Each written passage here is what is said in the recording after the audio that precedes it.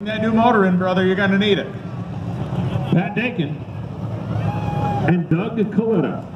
All right. I'm not really sure which surprises me more.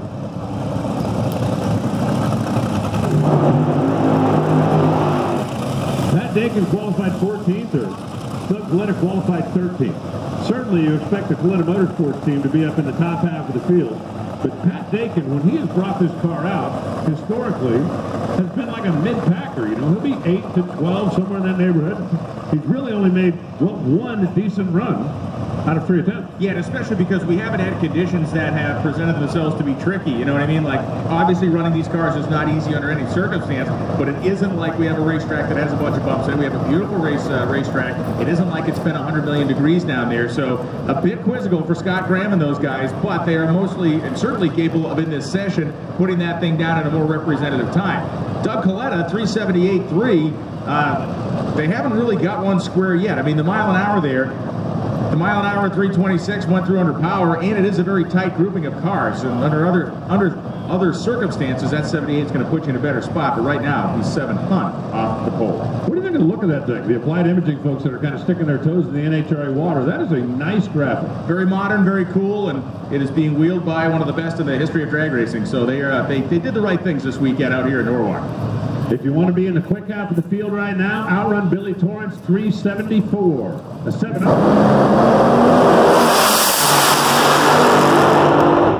378 squared, 3.780. Doug Kallita, 323 miles an hour, not going to move up from 14. And a 3.782 for Pat Dakin, 325 miles an hour. Make Doug Kallita 13th, Pat Dakin 14th.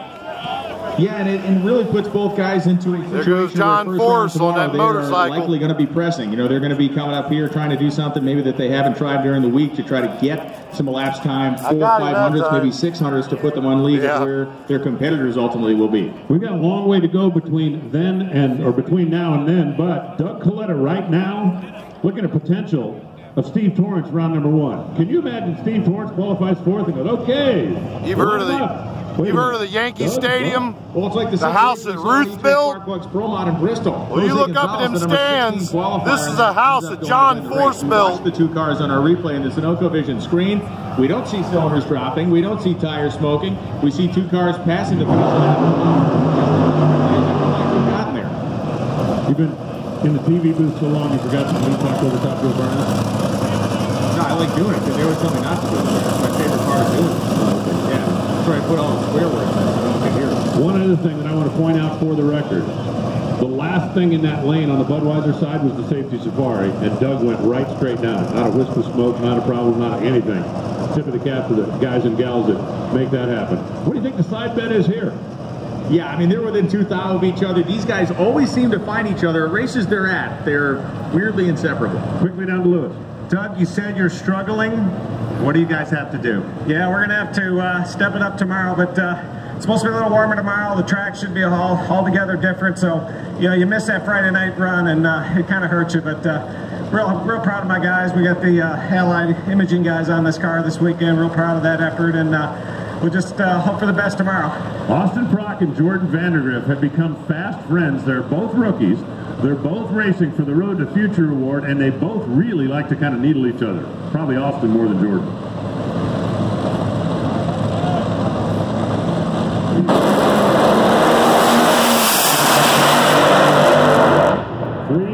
.771 Austin Prock, 3.782 Jordan Vandergriff.